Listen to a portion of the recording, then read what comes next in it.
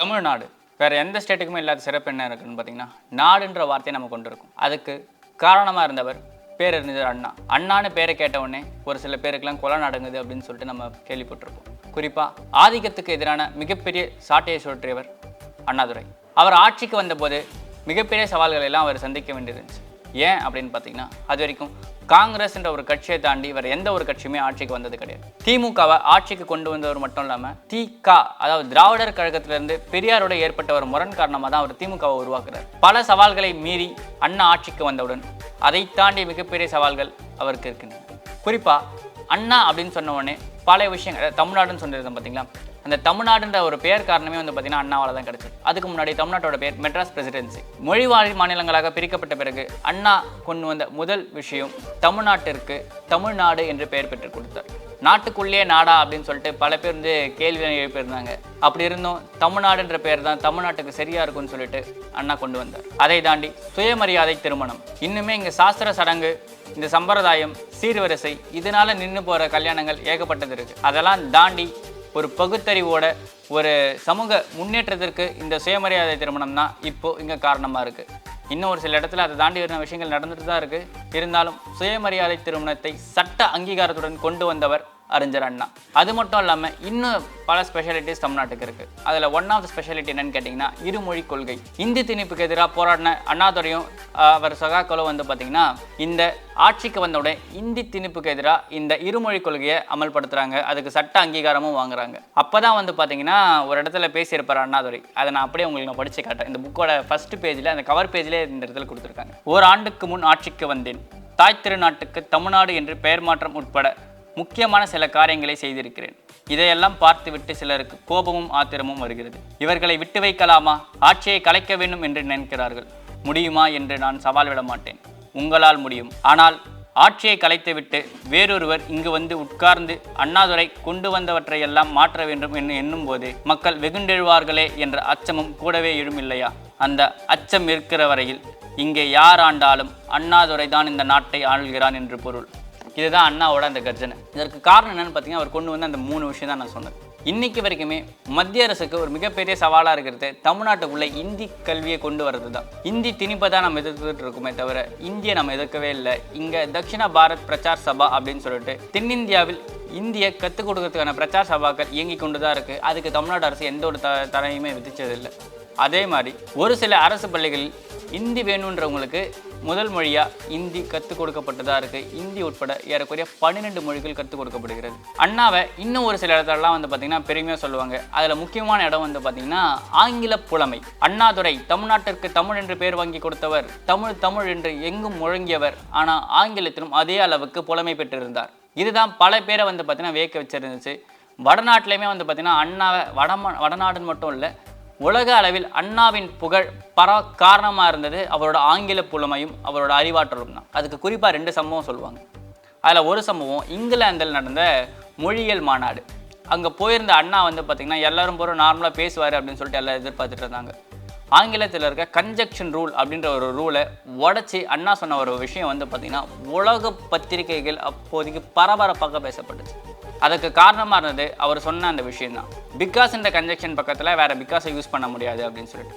ஆனால் அதையே ஒரு வாக்கியமாக யூஸ் பண்ணி அந்த கன்ஜெக்ஷன் ரூலை அண்ணா உடைச்சிருந்தார். No other word can be used next to because is a conjunction அப்படின்ற ஒரு விஷயம் தான் வந்து பார்த்தீங்கன்னா அண்ணா சொல்லியிருந்த விஷயம். இது மாதிரி பல முக்கியமான விஷயங்களை, பல வித்தியாசமான விஷயங்களை அண்ணா நகைச்சுவை கலந்தும் பேசியிருக்காரு. அதே மாதிரி ஆற்றல் மிகுந்த விஷயத்தை, அதிகாரத்துக்கு தேவையான விஷயத்தை இரும்பு கரம் கொண்டும் அடக்கி செஞ்சிருக்காரு அண்ணாதுரை.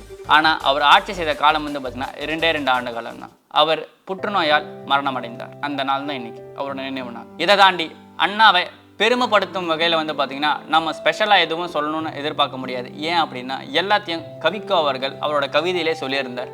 அந்த கவிதையை இப்போ பார்க்கலாம். அண்ணா, அரசியலில் நீ ஓர் அதிசயம். கூவத்தில் மலர்ந்த குங்கும தாமரை, சந்தையில் ஒலித்த சங்கீதம், ஒரு ரத்த நதிக்கரைக்கு பூவிதைகளோடு வந்தவன் நீ பாம்பின் பல்லிலும் பாலை கறந்தாய், வேம்பின் கிளையிலும் தேன்கூடு கட்டினாய், காற்றில அலைக்கழியும் காகிதமாய் நாம் இருந்தோம். நீதான் எங்களை பட்டமாய் பறக்க விட்டாய். அண்ணா, உன் பெயரிலேயே நீ உறவு கொண்டு வந்தாய். அதை உச்சரித்தவர்கள் உன் உடன்பிறப்பாயினர். அழுகின்ற போதும் மேகம் போல் அழுதவன் நீ, விழுகின்ற போதும் விதையை போல் விழுந்தவன் நீ. பெரியாரோ காட்டுத்தீ, நீயோ அந்த தீயினில் ஏற்றிய திருவிளக்கு. அதிசயம்தான், ஓர் எரிமலையில் ஈர நீர் அருவி எப்படி பிறந்தது? கரடு முரடான முள்தோளுக்குள் கனிந்த பலாச்சுளை நீ.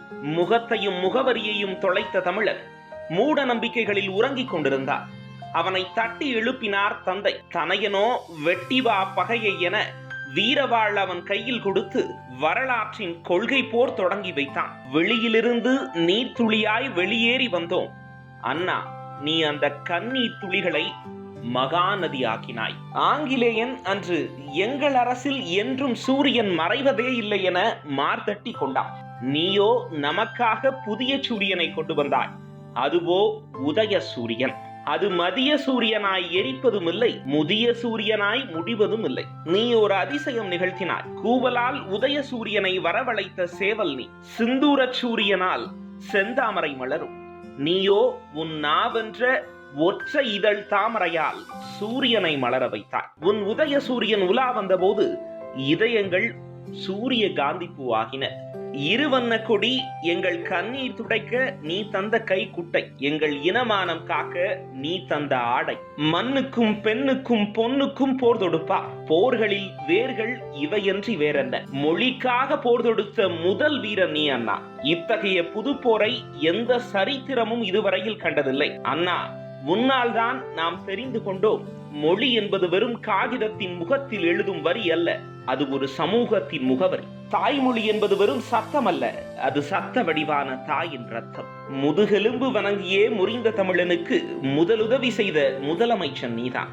வடக்கு நன்றாக வாழ்வதற்கு எங்கள் தெற்கை நீங்கள் தேய்த்தால் விடமாட்டேன் என்று முதலில் முழங்கிய முதலமைச்சன் நீதான். ஏழைகளின் இடுப்பில் அரைக்கம்ப கொடிகளாய் கந்தல் கோவனம் பறக்கிறதென்றால் தேசத்தின் மானம் செத்துவிட்டதென்று பொருள். கம்பங்களுக்காக துணி நெய்யும் கையை விட மனிதர்களுக்காக உடை நெய்யும் கையையே நான் மதிப்பேன் என்று மக்கள் நலத்தை முதலாய் இந்நாட்டில் முதன்மைப்படுத்திய முதலமைச்சர் நீதான். கோயில் உண்டியலில் கொட்டுகின்ற ஆளை விட பசித்த வயிற்றில் பருக்கைகளை போடுபவன் எவனோ அவனே மிக உயர்ந்த பக்தன் என்று ஏழைகளின் வயிற்றில் எரிகின்ற நெருப்பை முதலாய் அணைக்க வந்த முதலமைச்சன் நீதான். ஆண்டவன் படியளப்பான் என்றே பல காலம் ஏழைகளை ஏமாற்றும் எத்தர்களை ஆழ்வான் அல்லவோ படியளக்க வேண்டும் என்று முதலாய் படியளந்த முதலமைச்சன் நீதான். சன்மான பதவி என்றால் தன்மானம் அடகு வைக்க தயங்காத மனிதரிடை பதவி எனக்கு தோளில் போடும் துண்டு, கொள்கை எனக்கு இடுப்பில் கட்டும் வேட்டி என்று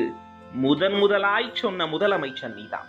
இந்திரர்கள் பலராம், அவர் எத்தனை பேர் என்றாலும் இந்திராணி மட்டும் எல்லோருக்கும் பொதுமகளாம். இந்த பரத்தமையை ஆதரிக்கும் பண்பாடு நமக்கில்லை.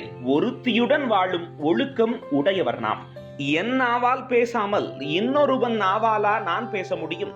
நாட்டில் பல மொழி இருக்க இந்தியா பொதுமொழி. இதை நீங்கள் திணித்தால் இந்தியா ஒரு நாடா இருக்காது என்றே முதலாய் முழங்கிய முதலமைச்சர் நீதான். அரசியலில் கடிகார முட்களைத்தான் கண்டோம் நாம். திசை காட்டி முள்ளாய் திகழ்ந்தவன் நீதான். ஊமைகளின் நாவாக வந்தவன் நீ. நீ பேசுகிறாய், வார்த்தைகள் பூப்படைகின்றன. நீ பேசுகிறாய், திடீரென்று தீபங்கள் எரிகின்றன.